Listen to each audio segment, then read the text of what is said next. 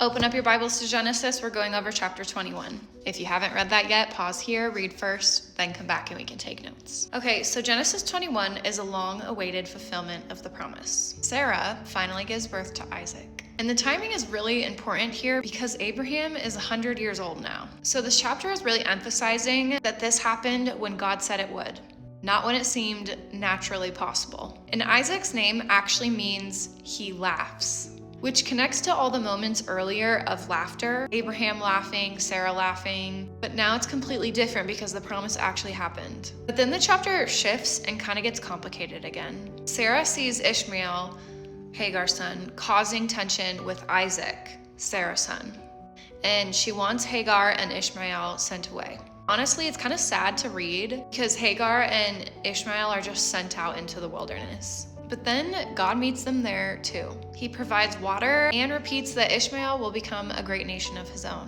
One thing that stands out here is that fulfillment doesn't suddenly remove all tension.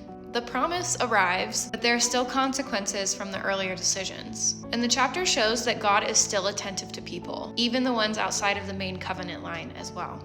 Hagar and Ishmael aren't just ignored in this story. There's also this contrast between human anxiety around inheritance and God's ability to continue his plan without losing control of it.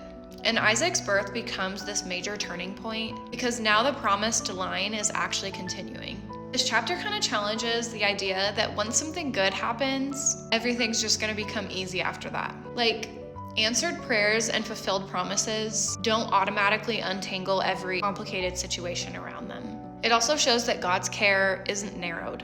Even in the story centered around Abraham and Isaac, God still sees Hagar and Ishmael in the wilderness. And honestly, this chapter carries a lot of emotion: joy, relief, jealousy, fear, uncertainty, which makes the people in it feel very real. That's it for today. If you want to deep dive into these verses, check out the next post. I'll see you in the next chapter.